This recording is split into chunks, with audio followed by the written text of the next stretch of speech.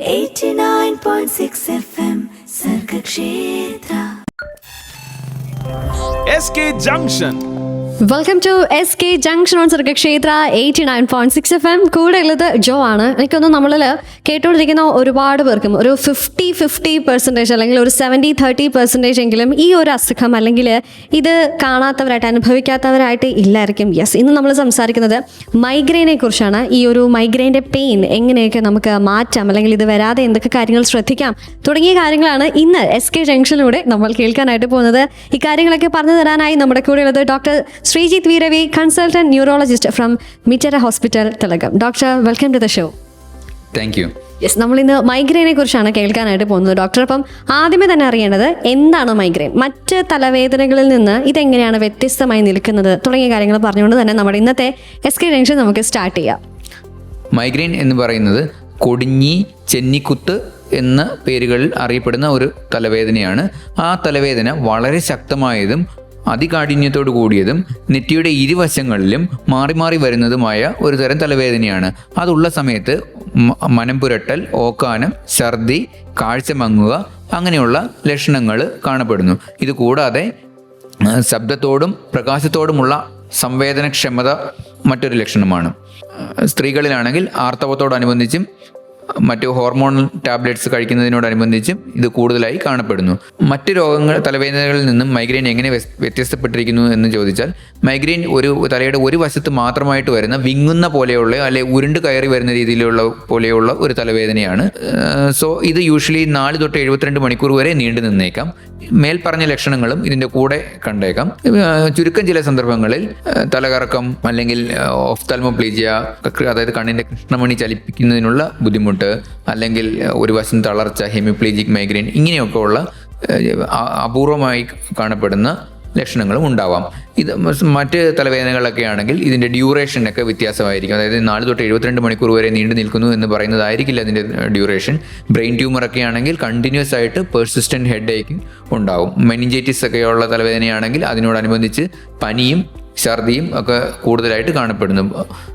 പിന്നെ ഹൈഡ്രോകെഫാലസ് അങ്ങനെയുള്ള കണ്ടീഷനിലും വിട്ടുമാറാത്ത ഛർദി, അതായത് 2-3 ദിവസം ആയിട്ടും പേഷ്യൻറ്റിന് ഛർദിക്കുന്നു, ഒന്നും കഴിക്കാൻ ബുദ്ധിമുട്ട്, അല്ലെ തലയുടെ മൊത്തം ഭാഗത്തുള്ള തലവേദന, കണ്ടിന്യൂസ് ആയിട്ട് 24 hours തലവേദന, ഇങ്ങനെയൊക്കെയുള്ള ലക്ഷണങ്ങൾ ഈ പറഞ്ഞ ബ്രെയിൻ ട്യൂമേഴ്സിനും ഹൈഡ്രോകെഫാലസിനും ഇൻഫെക്ഷൻസിനും ഒക്കെ കാണപ്പെടുന്നു. ഇത് കൂടാതെ ആഡ് ഓൺ സിംറ്റംസും മറ്റ് ലക്ഷണങ്ങളും മറ്റ് അസുഖങ്ങളുടെ ഉണ്ടാകും. അതായത് നമുക്കൊരു എലിപ്പനിയിൽ തലവേദന ഉണ്ടാകും. അപ്പം അതിൻ്റെ മറ്റ് ലക്ഷണങ്ങളായ മഞ്ഞപ്പിത്തം അതൊക്കെ കാണാം.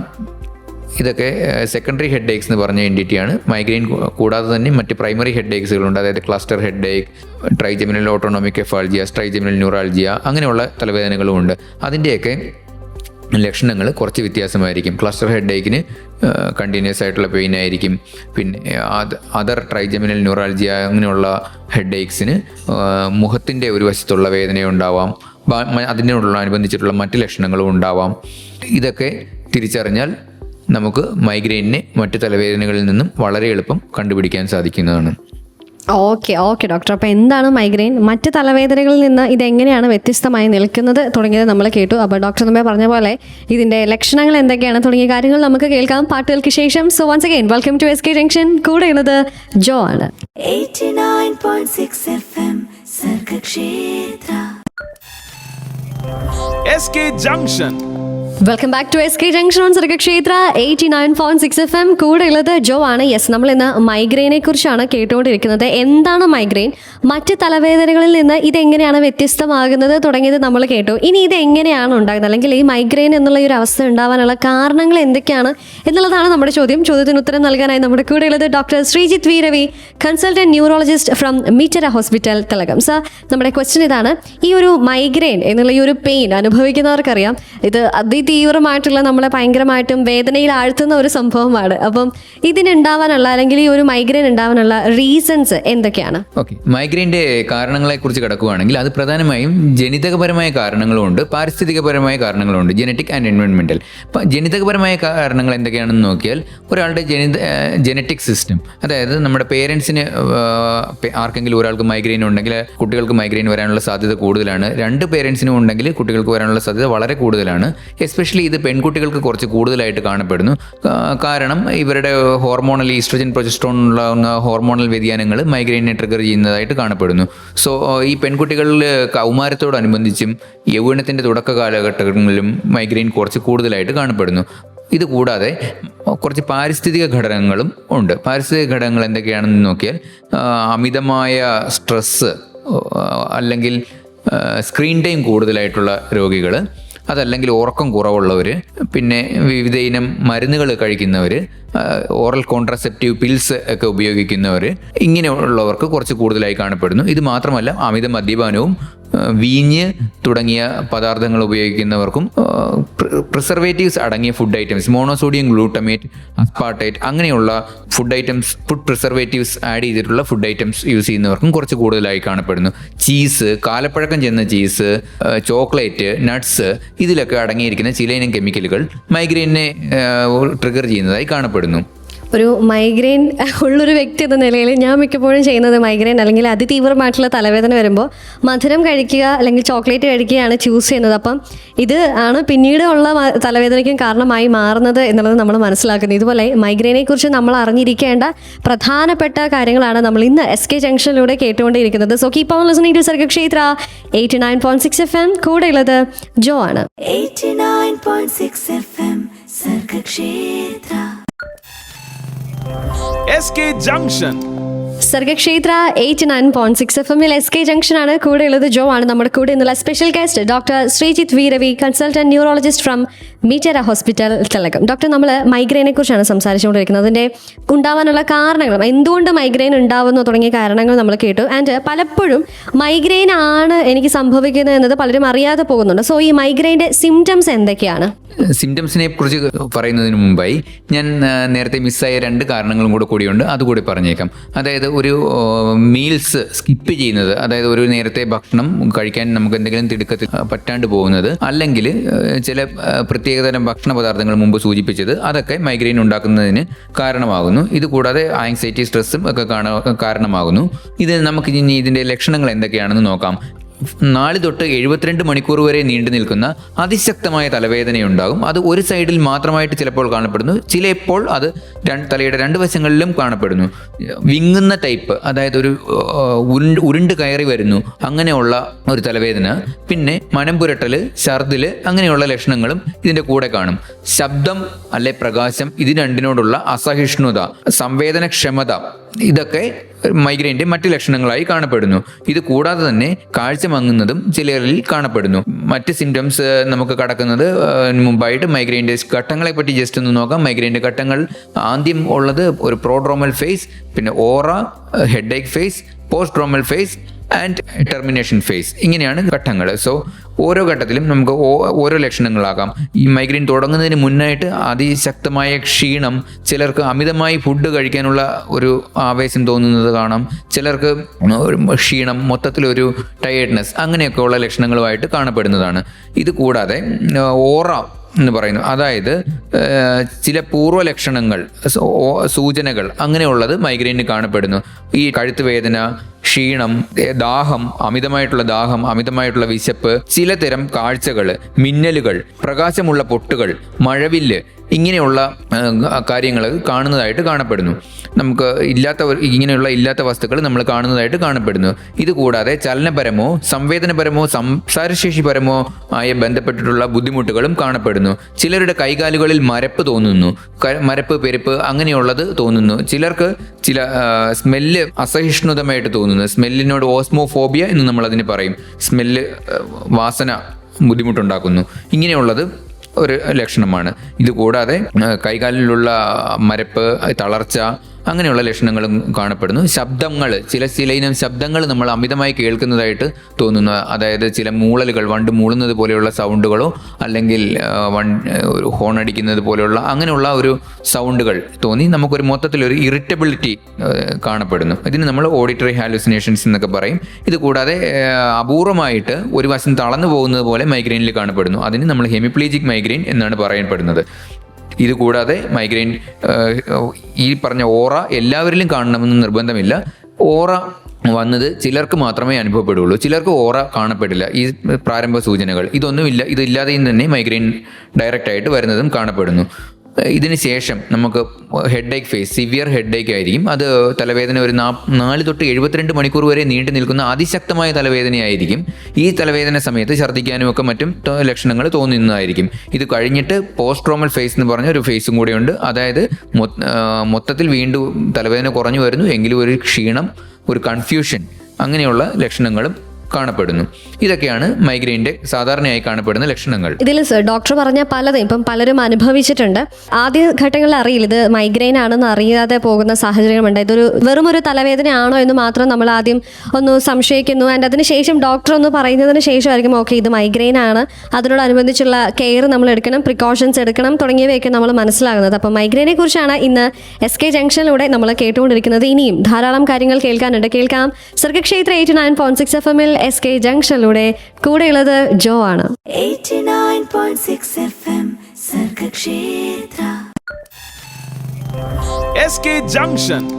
Welcome back to SK junction on Sargakshetra 89.6 FM. കൂടെയുള്ളത് ജോ ആണ്. ആൻഡ് യെസ്, ഇന്ന് നമ്മൾ മൈഗ്രെയിനെ കുറിച്ചാണ് കേട്ടുകൊണ്ടേയിരിക്കുന്നത്. ഈ മൈഗ്രെയിൻ വരുന്നവർക്കുള്ള ഒരു ഡയലോഗും ഞാൻ കണ്ടുപിടിച്ചെന്നു പറയും. നമ്മൾ ഈ തട്ടത്തിന് മറയത്തെ സിനിമയ്ക്കകത്ത് പറയും, ഓളാ തട്ട വിട്ടാൽ പിന്നെ ചുറ്റിലുള്ളതൊന്നും കാണാൻ പാടില്ല എന്ന് പറയും. അതുപോലെ തന്നെ ഈ മൈഗ്രെയിൻ വന്നു കഴിഞ്ഞാൽ ഇപ്പോൾ ഡോക്ടർ പറഞ്ഞ പോലെ 4 മുതൽ 72 മണിക്കൂർ വരെ നീണ്ടു നിൽക്കുന്ന ഒരു തലവേദന, അതിതീവ്രമായിട്ടുള്ള ഈ ഒരു ക്ഷീണം, തലവേദനയൊക്കെ വന്നു കഴിഞ്ഞാൽ പിന്നെ നമുക്കൊന്നും പറ്റണില്ല, ഒന്നും കാണാനോ കേൾക്കാനോ ഒന്നും പറ്റാത്തൊരവസ്ഥ. ആൻഡ് അതിനെ എങ്ങനെയൊക്കെ നമുക്ക് മറികടക്കാം, എന്തൊക്കെ നമ്മൾ അറിഞ്ഞിരിക്കണം തുടങ്ങിയവയാണ് ഇന്ന് SK ജംഗ്ഷനിലൂടെ നമ്മൾ കേട്ടുകൊണ്ടിരിക്കുന്നത്. ഈ കാര്യങ്ങൾ പറഞ്ഞു തരാനായി നമ്മുടെ കൂടെ ഉള്ളത് doctor Sreejith Veeravi, consultant neurologist from മീറ്റര hospital, തലകം. ഡോക്ടർ, നമ്മൾ ഈ മൈഗ്രെയിനെ കുറിച്ച് പറഞ്ഞുകൊണ്ടിരിക്കുമ്പോൾ പല തരത്തിലുള്ള മൈഗ്രെയിനുകളുണ്ട്, അത് ഏതൊക്കെയാണ് എന്നുള്ളതൊന്ന് വിശദീകരിക്കാമോ? മൈഗ്രെയിനെ ബേസിക്കലി നമ്മൾ രണ്ടായിട്ടാണ് ക്ലാസിഫൈ ചെയ്തിരിക്കുന്നത്, migraine with aura and migraine without aura. ഞാൻ മുമ്പ് പറഞ്ഞതുപോലെ പൂർവ്വ സൂചനകൾ, അതിനെയാണ് നമ്മൾ ഓറ എന്ന് പറയുന്നത്. ഈ ഓറ ഉള്ളതിനെ മൈഗ്രെയിൻ വിത്ത് ഓറ എന്ന് നമ്മൾ പറയും. ഈ ഓറ ഇല്ലാത്ത ടൈപ്പ് ഹെഡ് ഏക്കിനെ നമ്മൾ മൈഗ്രെയിൻ വിത്തൗട്ട് ഓറ എന്നാണ് പറയാറുള്ളത്. ഇതാണ് മേജർ ആയിട്ടുള്ള ഒരു ക്ലാസിഫിക്കേഷൻ. പിന്നെയുള്ള classification chronic migraine and episodic migraine, അതായത് ദീർഘകാലം നീണ്ടു നിൽക്കുന്ന തലവേദന. അതാണ് നമ്മൾ ക്രോണിക് മൈഗ്രെയിൻ എന്ന് ഉദ്ദേശിക്കുന്നത്. അത് മാസത്തിൽ 15 ദിവസത്തിൽ കൂടുതൽ നീണ്ടു നിൽക്കുന്ന തലവേദനയാണെങ്കിൽ നമ്മൾ ക്രോണിക് മൈഗ്രെയിൻ എന്ന് പറയും. അതല്ല ചിലപ്പോഴൊക്കെ മാത്രമേ വരുന്നുള്ളൂ, ചില ദിവസങ്ങളിൽ മാത്രമേ വരുന്നുള്ളൂ, അങ്ങനെയുള്ളെങ്കിൽ നമ്മൾ അതിന് എപ്പിസോഡിക് മൈഗ്രെയിൻ എന്ന് പറയും. ഇത് കൂടാതെ മൈഗ്രെയിൻ്റെ ചില വേറെ ടൈപ്സുകൾ, റെയർ ടൈപ്സുകളും കൂടിയുണ്ട്. അതായത് നമ്മളെ ഉള്ളതിൽ വെസ്റ്റിബുലർ മൈഗ്രെയിൻ എന്ന് പറയും. അതായത് മൈഗ്രെയിൻ്റെ ഒപ്പം തന്നെ തലകറക്കം ഉള്ളത്, അതാണ് വെസ്റ്റിബുലർ മൈഗ്രെയിൻ. പിന്നെ അബ്ഡോമിനൽ മൈഗ്രെയിൻ എന്ന് പറയും. അതായത് ഛർദിൽ അല്ലെ വയറ്റിലെ അസ്വസ്ഥതകൾ, ഇങ്ങനെയുള്ള സിംറ്റംസ് കൂടി നിൽക്കുന്നതിനെയാണ് നമ്മൾ അബ്ഡോമിനൽ മൈഗ്രെയിൻ എന്ന് പറയുന്നത്. ഇത് കൂടാതെ സ്ത്രീകളിൽ കാണപ്പെടുന്ന മറ്റൊരു ടൈപ്പ് തലവേദനയാണ് മെൻസ്ട്രൽ മൈഗ്രെയിൻ. അതായത് മെൻസ്ട്രേഷൻ്റെ സമയത്ത് അവരുടെ ആർത്തവത്തിൻ്റെ ദിവസങ്ങളിൽ മാത്രം, അല്ലെങ്കിൽ ആർത്തവത്തിൻ്റെ ദിവസത്തിന് 1-2 ദിവസം മുൻപോ പിൻപോ കാണപ്പെടുന്ന തലവേദനയാണ് മെൻസ്ട്രൽ മൈഗ്രെയിൻ. ഇതൊക്കെയാണ് മൈഗ്രെയിൻ്റെ ക്ലാസിഫിക്കേഷൻസ്. ഇത് കൂടാതെ മറ്റ് കോംപ്ലിക്കേറ്റഡ് ആയിട്ടുള്ള കുറച്ച് മൈഗ്രെയിൻസ് ഉണ്ട്. അതായത് ഒഫ്താൽമോപ്ലീജിക് മൈഗ്രെയിൻ, കണ്ണിൻ്റെ കാഴ്ചയിൽ ഉള്ള ചലനങ്ങൾക്ക് കുറവ് വരുന്നത് കൊണ്ടുള്ള മൈഗ്രെയിൻ, അത് കാരണപ്പെടുന്ന മൈഗ്രെയിൻ, ഒഫ്താൽമോപ്ലീജിക് മൈഗ്രെയിൻ. പിന്നെ ഹെമിപ്ലീജിക് മൈഗ്രെയിൻ, അതായത് ഒരു വശം തളർന്നു പോകുന്നതായിട്ട് നമുക്ക് സ്ട്രോക്ക് പോലെയുള്ള ലക്ഷണവുമായിട്ട് കാണപ്പെടുന്ന മൈഗ്രെയിൻ, അതാണ് ഹെമിപ്ലീജിക് മൈഗ്രെയിൻ. പിന്നെ 72 മണിക്കൂറിനകം നീണ്ടു നിൽക്കുന്ന മൈഗ്രെയിനെ നമ്മൾ സ്റ്റാറ്റസ് മൈഗ്രെയിനോസിസ് എന്നും പറയപ്പെടുന്നു. ഓക്കെ, ഇപ്പം പലർക്കും ഒരു സംശയം ഉണ്ടായിരിക്കും. ഡോക്ടർ മുമ്പേ പറഞ്ഞു ഇപ്പം മൈഗ്രെയിൻ്റെ സിംറ്റംസ് എന്തൊക്കെയാണ് തുടങ്ങിയത് പറഞ്ഞപ്പോഴും പറഞ്ഞു കാഴ്ച നഷ്ടമാകും വിധമുള്ള ഒരു മൈഗ്രെയിൻ ഉണ്ടെന്ന് പറഞ്ഞു. അപ്പം അത് ഏത് ഘട്ടത്തിലേക്ക് പോകുമ്പോഴാണ്, അതിനെന്തെങ്കിലും ഒരു സിംറ്റം ഉണ്ടോ? ഈ കാഴ്ച നഷ്ടപ്പെടാനായിട്ട് പോകുന്നു എന്ന് ശരീരം തന്നെ കാണിക്കുന്ന എന്തെങ്കിലും തരത്തിലുള്ള സിംറ്റംസ്?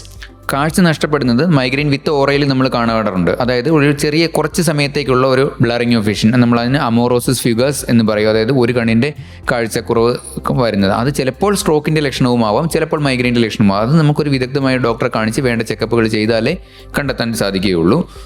അതല്ലാതെ കാഴ്ച പെർസിസ്റ്റൻ്റ് ആയിട്ട് ഒരിക്കലും കുറഞ്ഞു നിൽക്കത്തില്ല. കുറച്ച് സമയങ്ങൾക്ക് ശേഷം കാഴ്ച പൂർവ്വസ്ഥിതിയിലേക്ക് വരും. ഇതാണ് സാധാരണയായി കാണപ്പെടുന്നത്. പിന്നെ ഒഫ്താൽമോപ്ലീജിക് മൈഗ്രെയിൻ ഒരു വേരിയൻറ്റ് ഞാൻ നിങ്ങളോട് മുമ്പ് സംസാരിച്ചതുപോലെ കണ്ണിൻ്റെ കൃഷ്ണമണിയുടെ ചലനങ്ങൾ കുറഞ്ഞു വരുന്ന ഒരു ടൈപ്പ് മൈഗ്രെയിൻ ഉണ്ട്. അതും കുറച്ച് സമയങ്ങൾക്കുള്ളിൽ, അതായത് ഒരു 4 to 72 hours അത് നോർമലായി കാണപ്പെടുന്നു. അല്ല, ദീർഘനേരം കാഴ്ചക്കുറവ് വരുന്നതായിട്ട് ഒരു മൈഗ്രെയിനിലും കാണാറില്ല.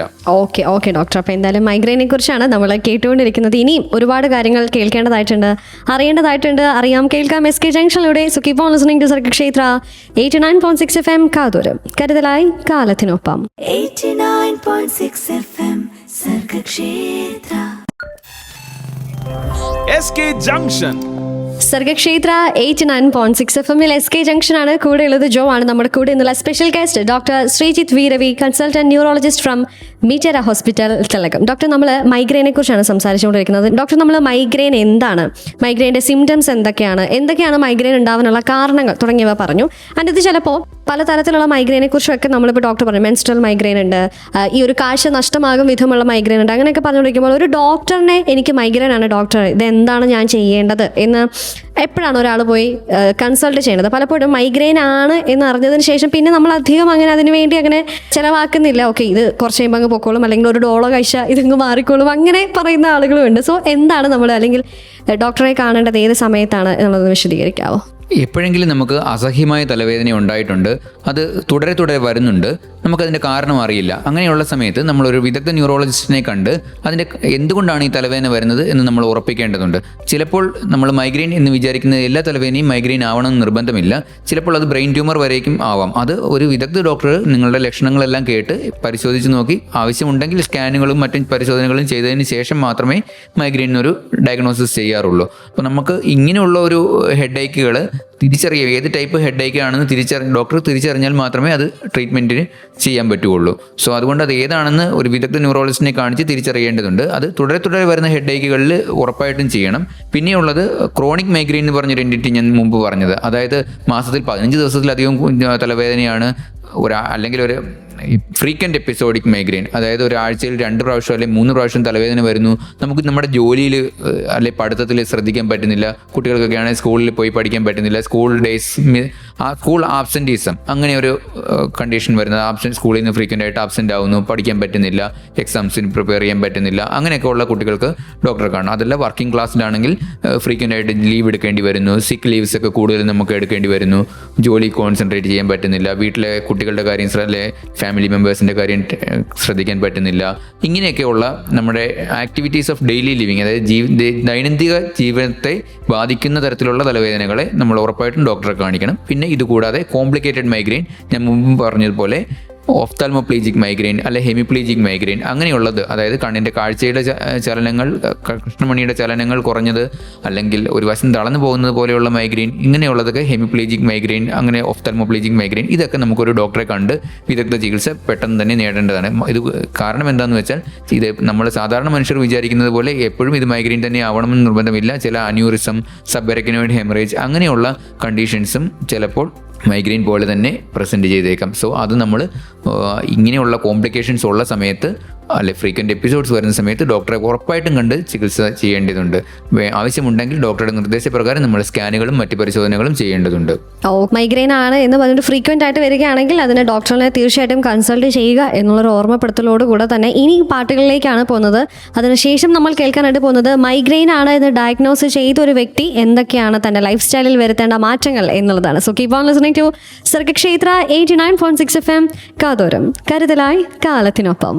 89.6 FM Sargakshetra. SK Junction. Welcome back to SK junction Sargakshetra 89.6 FM. കൂടെയുള്ളത് ജോ ആണ്. നമ്മുടെ കൂടെയുള്ള special guest doctor Sreejith V Ravi, consultant neurologist from മീറ്റര hospital Thilakam. Doctor, നമ്മൾ മൈഗ്രെയിനെ കുറിച്ച് സംസാരിച്ചുകൊണ്ടിരിക്കുമ്പോൾ നമ്മൾ ഇതിന് മുന്നേ പറഞ്ഞ് അവസാനിപ്പിച്ചത് മൈഗ്രെയിൻ എപ്പോഴാണ് ഒരു ഡോക്ടറിനെ പോയി കൺസൾട്ട് ചെയ്യേണ്ടത് എന്ന് പറഞ്ഞു. അതിപ്പോൾ മൈഗ്രെയിൻ ആണ് എന്ന് ഡയഗ്നോസ് ചെയ്ത് കഴിഞ്ഞൊരു വ്യക്തി അദ്ദേഹത്തിൻ്റെ ലൈഫ് സ്റ്റൈലിൽ എന്തൊക്കെ ചേഞ്ചസ് ആണ് വരുത്തേണ്ടതായിട്ടുള്ളത്? തീർച്ചയായും ആ വ്യക്തി അവരുടെ ജീവിതശൈലിയിൽ വ്യതിയാനങ്ങൾ വരുത്തേണ്ടത് ആവശ്യമാണ്.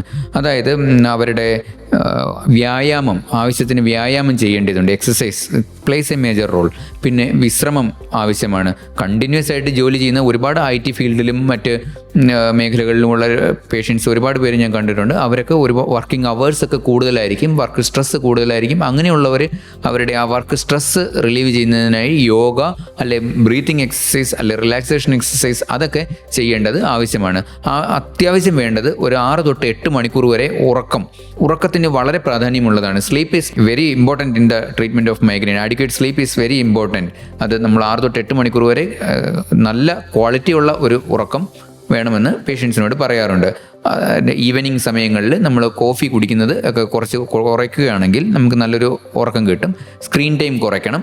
എസ്പെഷ്യലി നമ്മൾ ഈ working class bank employees, IT field professionals, school going students with അവർക്ക് ഓൺലൈൻ ക്ലാസ്സുകളുള്ള അങ്ങനെയുള്ളവരൊക്കെ നമ്മുടെ സ്ക്രീൻ ടൈം കുറയ്ക്കണം. അത് ഞാൻ സാധാരണയായി പറയുന്നത് ഇങ്ങനെയുള്ള മേഖലകളിൽ ജോലി ചെയ്യുന്ന രോഗികൾക്ക് അവരുടെ പ്രൊഫഷൻ ഒരിക്കലും സ്കിപ്പ് ചെയ്യാൻ നമുക്ക് പറയാൻ പറ്റില്ല. സോ അതുകൊണ്ട് നമ്മൾ അവരോട് പറയുന്നത് അവരുടെ സോഷ്യൽ മീഡിയ അല്ലെങ്കിൽ നമ്മളെല്ലാവരും കാണുന്ന ഫേസ്ബുക്ക്, യൂട്യൂബ്, വാട്സപ്പ് അതൊക്കെ സമയം നിയന്ത്രിക്കുകയാണെങ്കിൽ അവരുടെ സ്ക്രീൻ ടൈമിൻ്റെ കുറച്ചെങ്കിലും ഒരു പങ്ക് നമുക്ക് കുറയ്ക്കാൻ പറ്റും. പിന്നെ അവർ ബ്ലൂ ഫിൽറ്റർ ഗ്ലാസ്സുകൾ ഉപയോഗിക്കുകയാണെങ്കിൽ അവരുടെ ആ സ്ക്രീനിൽ നിന്നുള്ള പ്രകാശരശ്മികൾ കണ്ണിലേക്ക് പതിക്കുന്നതിൻ്റെ തോത് കുറയ്ക്കാൻ സഹായിക്കുന്നു. പിന്നെ എല്ലാവരും ചെയ്യേണ്ടത് കാര്യം ആഡിക്വേറ്റ് ഹൈഡ്രേഷൻ, അതായത് ദാഹത്വമുണ്ടെങ്കിൽ വെള്ളം കുടിക്കുക, കൂടുതൽ വെള്ളം കുടിച്ച് നമ്മുടെ നിർജ്ജലീകരണം അവോയ്ഡ് ചെയ്യുക. സോ അതൊരു കാര്യമാണ്. പിന്നെ എല്ലാവർക്കും ചെയ്യാൻ പറ്റുന്നൊരു കാര്യം മീൽസ് കഴിക്കുന്നത് പ്രോപ്പറായിട്ടുള്ള ടൈമിൽ മീൽസ് കഴിക്കുക. എന്നും നമുക്കൊരു ഫിക്സഡ് ടൈം ഉണ്ടാക്കുന്നതാണ് ഏറ്റവും നല്ലത്. അപ്പോൾ അത് ഒരുപാട് വൈകാതിരിക്കുക. ചിലരൊക്കെ ഞാൻ ജോലിക്കുള്ള സ്ത്രീകളെയൊക്കെ കണ്ടിട്ടുണ്ട്, 3 മണി 4 മണിയൊക്കെ ആകുമ്പോൾ ഫുഡ് കഴിക്കുന്ന ജോലിക്കാരെ കണ്ടിട്ടുണ്ട്. സോ അങ്ങനെയുള്ളവർ കുറച്ചുകൂടെ ഒരു പ്രോപ്പറായിട്ടൊരു ടൈം മീൽസ് കഴിക്കുന്നതിന് കണ്ടെത്തുക. അതായത് അവർക്ക് ഒരു ദിവസം 1 മണി 2 മണി ആ സമയത്ത് നല്ല ഫുഡുകൾ, പ്രിഫറബിളി ഹോംലി ഫുഡ് കഴിക്കുന്നതാവും ഉത്തമം. അതായത് കെമിക്കൽസൊക്കെ പ്രിസർവേറ്റീവ്സും ഒക്കെ അധികം അടങ്ങിയിട്ടില്ലാത്ത ഹോംലി ഫുഡ് കഴിക്കുന്നതായിരിക്കും ഉത്തമം. വ്യായാമത്തിൻ്റെയും വിശ്രമത്തിൻ്റെയും എക്സസൈസിൻ്റെയും ഒക്കെ സ്ലീപ്പിൻ്റെയും ഒക്കെ കാര്യം ഞാൻ മുമ്പ് പറഞ്ഞല്ലോ. പിന്നെ നമ്മുടെ സ്ട്രെസ്സ് കുറയ്ക്കുക, യോഗ ഒക്കെ ചെയ്യാം.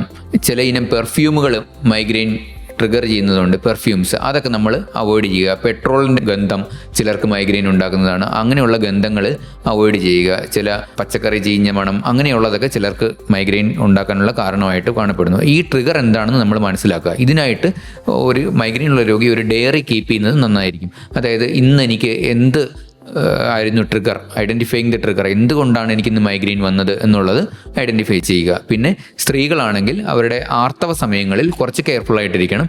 അവർ ആർത്തവ സമയങ്ങളിൽ ആഡിക്വേറ്റ് ആയിട്ട് ഫ്ലൂയിഡ്സ് കഴിക്കണം. വെള്ളം പാനീയങ്ങൾ ആവശ്യമായ ജ്യൂസുകൾ അങ്ങനെയുള്ള ഫ്ലൂയിഡ്സ് ആഡിക്വേറ്റ് ആയിട്ട് കഴിക്കുക. അങ്ങനെയുള്ള ദിവസങ്ങളിൽ സ്ത്രീകൾ ഒരുപാട് യാത്ര ചെയ്യുന്നതും ഒക്കെ കുറയ്ക്കുക. ആർത്തവ ദിവസങ്ങളിൽ ആ ദിവസങ്ങളിലൊക്കെ ഈ ഹോർമോണിൻ്റെ വ്യതിയാനം കാരണം മൈഗ്രെയിൻ വരുമെന്ന് ഞാൻ മുമ്പ് പറഞ്ഞതല്ലോ. അതുകൊണ്ട് അങ്ങനെയുള്ള സമയങ്ങളിൽ കുറച്ച് കെയർഫുൾ ആയിട്ടിരിക്കുക.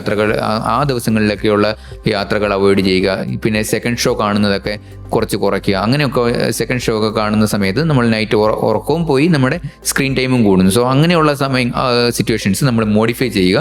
പിന്നെ മാനസികമായിട്ടുള്ള പിന്തുണ നമ്മുടെ സുഹൃത്തുക്കളിൽ നിന്നും വീട്ടുകാരിൽ നിന്നും നേടുക.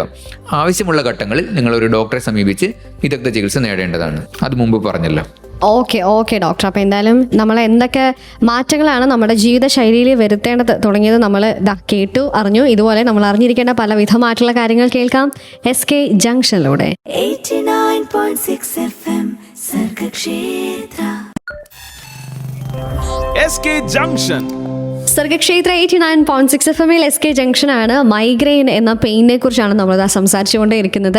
എന്തൊക്കെ മാറ്റങ്ങളാണ് നമ്മുടെ ജീവിതശൈലിയിൽ വരുത്തേണ്ടത്, അതായത് മൈഗ്രെയിൻ ഉള്ള ഒരു വ്യക്തി തൻ്റെ ലൈഫ് സ്റ്റൈലിൽ വരുത്തേണ്ട മാറ്റങ്ങളെ കുറിച്ചൊക്കെ നമ്മൾ സംസാരിച്ചു കേട്ടു അറിഞ്ഞുകൊണ്ടിരിക്കുമ്പോൾ ഇനി എന്താണ് ഇതിനുള്ള ട്രീറ്റ്മെൻറ്റ് എന്നുള്ളത് നമ്മൾ കേൾക്കാനായിട്ട് പോകുന്നു. ഇക്കാര്യങ്ങൾ പറഞ്ഞു തരാനായി നമ്മുടെ കൂടെയുള്ളത് doctor Sreejith V, consultant neurologist from Mitra hospital, Thilakam. Doctor, എന്തൊക്കെയാണ് അല്ലെങ്കിൽ എന്താണ് ഈ മൈഗ്രെയിൻ എന്ന അസുഖത്തിനുള്ള ട്രീറ്റ്മെൻറ്റ്? ട്രീറ്റ്മെൻറ്റിനെ കുറിച്ച് കിടക്കുമ്പോൾ നമുക്ക് 2 തരം ട്രീറ്റ്മെൻറ്റുകളുണ്ട്. Non pharmacological measures and pharmacological measures. Non pharmacological measures എന്ന് വെച്ചാൽ നമ്മൾ മരുന്നുകളല്ലാതെയുള്ള ചികിത്സാ രീതികളും, ഫാർമക്കോളജിക്കൽ മെഷേഴ്സ് മരുന്നുകളും. നമ്മൾ നോൺ ഫാർമക്കോളജിക്കൽ മെഷേഴ്സ് ആദ്യം തന്നെ നമ്മൾ കിടക്കുകയാണെങ്കിൽ ഒരു വ്യക്തിക്ക് തനിക്ക് മൈഗ്രെയിൻ വരുന്നുണ്ടെന്നുള്ള ഓറ സിംറ്റംസോ അങ്ങനെയുള്ള ലക്ഷണങ്ങൾ എന്തെങ്കിലും ഉണ്ടെങ്കിൽ ഉടനെ തന്നെ വിശ്രമിക്കുക. ഒരു അധികം ശബ്ദവും പ്രകാശവും ഇല്ലാത്ത ഒരു റൂമിൽ പോയി വിശ്രമിക്കുക. ആവശ്യത്തിന് വെള്ളം കുടിക്കുക. സ്ക്രീൻ വല്ലതും നോക്കുന്നുണ്ടെങ്കിൽ അത് അവോയ്ഡ് ചെയ്യുക. റെസ്റ്റ് എടുക്കുക. സാധിക്കുമെങ്കിൽ ഒന്ന് ഉറങ്ങുക. ഇത്രയും കാര്യങ്ങൾ ചെയ്യുക. പിന്നെ കോൾഡ് കംപ്രസ്, അതായത് ഒരു ടവലിൽ ഇത്തിരി വെള്ളം നനച്ചിട്ട് നമ്മുടെ കഴുത്തിൻ്റെ പിൻഭാഗത്തോ അല്ലെങ്കിൽ നെറ്റിയുടെ മുൻഭാഗത്തോ അത് വയ്ക്കുകയാണെങ്കിൽ ഒരു ആശ്വാസം നമുക്ക് കിട്ടും. ഇതൊക്കെ ഒരു ഹോം റെമഡീസ് എന്ന നിലയിൽ നമുക്ക് ചെയ്യാവുന്ന കാര്യങ്ങളാണ്. ഇനി അടുത്തതായി പെയിൻ കൂടിക്കൊണ്ടിരിക്കുകയാണ്, നമുക്ക് സഹിക്കാൻ പറ്റുന്നില്ല, അങ്ങനെയുള്ള സിറ്റുവേഷൻസിൽ നമ്മൾ ഒരു ഹോസ്പിറ്റലിൽ ഒരു വിദഗ്ധ ന്യൂറോളജിസ്റ്റിനെ കണ്ട് വേണ്ട ട്രീറ്റ്മെൻറ്റ് എടുക്കുക. അപ്പോൾ നമ്മൾ ഫാർമക്കോളജിക്കൽ മെഷേഴ്സിനെ പറ്റി പറയുകയാണെങ്കിൽ ഫാർമക്കോളജിക്കൽ മെഷേഴ്സ് അതും 2 ടൈപ്പ് ഉണ്ട്. അതായത് പ്രിവെൻറ്റീവ് ട്രീറ്റ്മെൻറ്റും അബോർട്ടീവ് ട്രീറ്റ്മെൻറ്റും. അതായത് പെട്ടെന്നൊരു തലവേദന കുറയ്ക്കുന്നതിനുള്ള ട്രീറ്റ്മെൻറ്റിനെയാണ് നമ്മൾ അബോർട്ടീവ് ട്രീറ്റ്മെൻറ്റ് എന്ന് പറയുന്നത്. അബോർട്ടീവ് ട്രീറ്റ്മെൻറ്റിൽ വിവിധ ഇനം ഡ്രഗുകളുണ്ട്. അതായത് ട്രിപ്റ്റാൻ, സുമട്രിപ്റ്റാൻ, റിസട്രിപ്റ്റാൻ അങ്ങനെയുള്ള ഡ്രഗുകൾ, അല്ലെങ്കിൽ ലാസ്മിഡിറ്റാൻ അങ്ങനെയുള്ള ഡ്രഗുകളുണ്ട്. പിന്നെ എർഗോട്ടമീൻ, കഫീൻ, അതല്ലെങ്കിൽ നമ്മുടെ ഓപ്പിയോയിഡ്സ്, ട്രമഡോൾ അങ്ങനെയുള്ള ഇഞ്ചെക്ഷൻസും അവൈലബിൾ ആണ്. ഇതൊന്നും ലഭ്യമല്ലെങ്കിൽ നിങ്ങളൊരു പാരസിറ്റമോൾ എങ്കിലും കഴിച്ചാൽ അത് വളരെ ഉത്തമമായിരിക്കും. NSAIDs, അതായത് നാപ്രോക്സൻ, ഇൻഡോമെത്തസിൻ തുടങ്ങിയ മരുന്നുകൾ മൈഗ്രെയിൻ്റെ ട്രീറ്റ്മെൻറ്റിന് വളരെ എഫക്റ്റീവാണ്. ഇതൊക്കെ പേഷ്യൻസ് നമ്മുടെ പേഴ്സിൽ കരുതുകയാണെങ്കിൽ പെട്ടെന്നുള്ള ഒരു വൈദ്യസഹായം കിട്ടിയില്ലെങ്കിലും ഒരു ഇമ്മീഡിയറ്റ് മാനേജ്മെൻറ്റിന്, ഫസ്റ്റ് എയ്ഡ് പോലൊരു മാനേജ്മെൻറ്റിന് സഹായിക്കുന്നതാണ്. ഇത് കൂടാതെ നമ്മൾ പ്രതിരോധ ചികിത്സ, പ്രിവെൻറ്റീവ് ട്രീറ്റ്മെൻറ്റ്, ഇത് ഫ്രീക്വൻ്റ് ആയിട്ട് എപ്പിസോഡ്സ് വരുന്ന രോഗികൾക്ക് അല്ലെങ്കിൽ കോംപ്ലിക്കേഷൻസ് ഒക്കെ ഉള്ളവർക്ക് നമ്മളിത് വരാതിരിക്കുവാനുള്ള ചികിത്സാ രീതികളെ പറ്റി തിങ്ക് ചെയ്യണം. വരാതിരിക്കാനുള്ള ചികിത്സാ രീതികളിൽ നമ്മൾ കോമൺ ആയിട്ട് ഉപയോഗിക്കുന്നത് കാൽഷ്യം ചാനൽ ബ്ലോക്കേഴ്സ് ആയിട്ടുള്ള ഡ്രഗ്സ് ആണ്.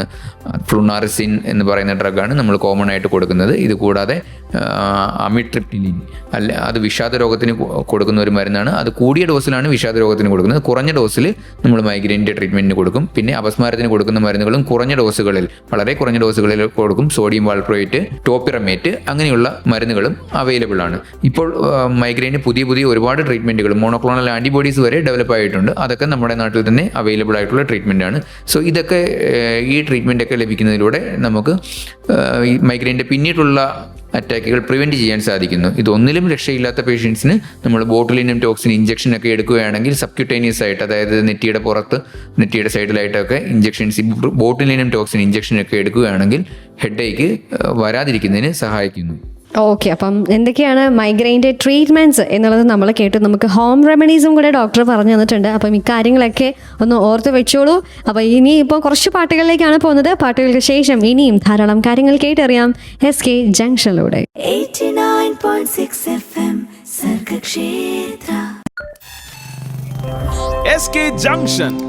സർഗക്ഷേത്ര 89.6 FM-ൽ SK ജംഗ്ഷനാണ്. കൂടെയുള്ളത് ജോ ആണ്. മൈഗ്രെയിനോട് ഒരുപാട് പേര് അനുഭവിക്കുന്ന ഒരു പെയിനാണ്.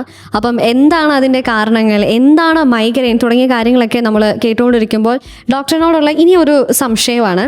എന്തുകൊണ്ടാണ് ഇപ്പം ഒരുപാട് പേരിൽ മൈഗ്രെയിൻ എന്നുള്ള ഈ ഒരു അവസ്ഥ അല്ലെങ്കിൽ ഈ ഒരു അസുഖം കണ്ടുവരുന്നത് എന്തുകൊണ്ടാണ്? നമ്മുടെ ചോദ്യത്തിന് ഉത്തരം പറയാനായി നമ്മുടെ കൂടെയുള്ളത് doctor Sreejith Veeravi, consultant neurologist from മിച്ചറ ഹോസ്പിറ്റൽ, തിലകം. സോ ഇതാണ് ക്വസ്റ്റ്യൻ. എന്തുകൊണ്ടാണ് ഇപ്പം ആളുകളിൽ ഒരുപാട് പേർക്ക് മൈഗ്രെയിൻ കൂടി വരുന്ന ഒരു സാഹചര്യമുണ്ട്? എന്താണ് അതിൻ്റെ ഒരു റീസൺ? എന്താണ്?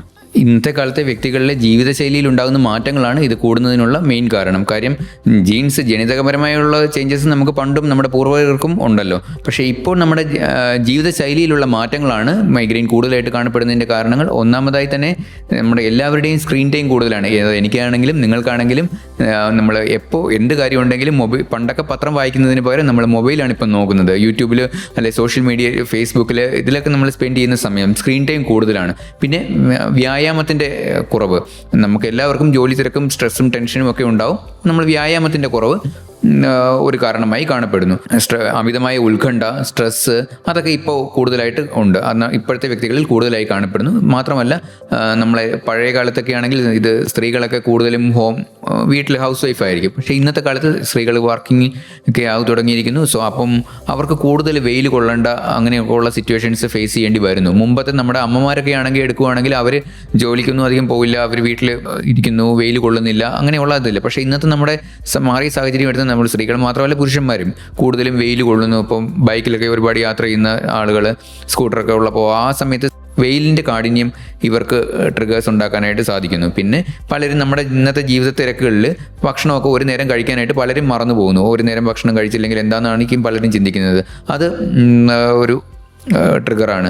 പിന്നെ കുട്ടികളിൽ കാണപ്പെടുന്ന സ്ക്രീൻ ടൈം കൂടുതൽ, അതായത് ഓൺലൈൻ ക്ലാസ്സസിലൊക്കെ കുട്ടികൾ കൂടുതൽ ശ്രദ്ധിക്കുന്നു. അപ്പോൾ അവർക്ക് ആ സ്ക്രീൻ ടൈം കൂടുന്നു. പിന്നെ വീഡിയോ ഗെയിമിൻ്റെ ഉപയോഗം, കമ്പ്യൂട്ടറിൻ്റെ അമിതമായ ഉപയോഗം, അതായത് ഇന്നത്തെ കാലത്ത് കുട്ടികളൊക്കെ ഗെയിം കളിക്കുന്നതൊക്കെ വീട്ടിലിരുന്ന് കമ്പ്യൂട്ടറിൽ ഗെയിം കളിക്കുന്നു. അല്ലെ ഒരു ടാബ്ലറ്റ് ഒക്കെ എല്ലാ കുട്ടികൾക്കും ഉണ്ടാകും. ഈ ടാബ്ലറ്റിൽ നോക്കി അതിൽ ഗെയിം കളിക്കുന്നു, മൊബൈലിൽ ഗെയിം കളിക്കുന്നു. ഇതൊക്കെയാണ് നമ്മളൊക്കെ കുട്ടിക്കാലത്ത്, എൻ്റെ കുട്ടിക്കാലത്തൊക്കെ നമ്മൾ കുട്ടികൾ ഗ്യാങ് ആയിട്ട് സ്കൂളിന് പുറത്ത് എന്തെങ്കിലും കളിക്കുന്നു, അല്ലെങ്കിൽ നമ്മളൊരു സ്ക്രീൻ ടൈമിൻ്റെയൊക്കെ കുറവുണ്ടായിരുന്നു. സ്ക്രീൻ ടൈം ഇത്രയും നമ്മൾ യൂസ് ചെയ്യുന്നില്ല. പക്ഷേ ഇന്നത്തെ കുട്ടികളിലും മുതിർന്നവരിലും കാണപ്പെടുന്നത് സ്ക്രീൻ ടൈമിൻ്റെ കൂടുതൽ. ഇത് മൈഗ്രെയിൻ കൂടുതലായിട്ട് കാണപ്പെടുന്നതിന് ഒരു റീസണാണ്. പിന്നീടുള്ള ഒരു റീസൺ ചിലയിനം മരുന്നുകൾ ഞാൻ മുമ്പ് പറഞ്ഞതുപോലെ ഗർഭനിരോധന ഗുളികകൾ, പീരിയഡ്സ് ഒക്കെ മാറ്റി വെക്കാനായിട്ട് സ്ത്രീകൾ ഉപയോഗിക്കുന്ന ഗുളികകൾ, എമർജൻസി കോൺട്രസെപ്റ്റീവ്സ് ആയ ഐ-പിൽസ്, അങ്ങനെയുള്ള ഹോർമോണൽ മരുന്നുകളുടെ ഉപയോഗങ്ങളും മൈഗ്രെയിൻ കൂടുതലായി കാണപ്പെടുന്നതിൻ്റെ ഒരു റീസണാണ്. ഇതിലൊക്കെ പ്രധാനപ്പെട്ടത് ഉറക്കക്കുറവാണ്. ഉറക്കം നമ്മുടെ ഇന്നത്തെ എല്ലാ വ്യക്തികളിലും ഉറക്കം വളരെ കുറവായിട്ട് കാണപ്പെടുന്നു. അതായത് പലരും സ്ട്രെസ്സും ടെൻഷനും ഒക്കെ വീട്ടിൽ വന്നിട്ട് സ്ട്രെസ്സും ടെൻഷനും കാരണം ഉറങ്ങാണ്ടിരിക്കുന്നു. രാത്രിയിലുള്ള മൊബൈൽ ഫോൺ ഉപയോഗം, എസ്പെഷ്യലി കൗമാരക്കാരിലൊക്കെ ഇപ്പോൾ നമുക്ക് ചാറ്റിംഗ് ഒക്കെ കൂടുതലായിട്ട് കാണപ്പെടുന്നുണ്ടല്ലോ. ഇപ്പോൾ കുട്ടികളുടെയൊക്കെ ഈ രാത്രിയിലുള്ള, കുട്ടികളുടെ മാത്രമല്ല മുതിർന്നവരുടെയും രാത്രിയിലുള്ള ഈ മൊബൈലിൻ്റെ ഉപയോഗം, ഉറക്കമില്ലായ്മ, ഇതൊക്കെ മൈഗ്രെയിൻ കൂടുതലായിട്ട് കാണപ്പെടുന്നതിൻ്റെ മറ്റ് പ്രധാനപ്പെട്ട കാരണങ്ങളിൽ ഒന്നാണ്. ഓക്കെ, അപ്പം എന്താണ് മൈഗ്രെയിൻ്റെ കാരണങ്ങൾ എന്നുള്ളത് നമ്മൾ ശ്രദ്ധിക്കേണ്ടതായിട്ടുള്ള ചില കാര്യങ്ങളും കൂടെ ഓർമ്മപ്പെടുത്തിക്കൊണ്ട് ഇനി കുറച്ച് പാട്ടുകളാണ്. പാട്ടുകൾക്ക് ശേഷം ഇനിയും ചില കാര്യങ്ങളും കൂടെ കേൾക്കേണ്ടതായിട്ടുണ്ട്. So keep on listening to Sargakshetra 89.6 FM, കാതോരം കരുതലായി കാലത്തിനൊപ്പം. 89.6 FM Sargakshetra. SK Junction. Sargakshetra 89.6 FM SK ജംഗ്ഷനാണ്. മൈഗ്രെയിൻ എന്നതായിരുന്നു നമ്മുടെ ഇന്നത്തെ പ്രധാന കക്ഷി. അപ്പം പുള്ളിക്കാരനെ കുറിച്ച് നമ്മൾ കൂടുതൽ കാര്യങ്ങൾ കേട്ടറിഞ്ഞു.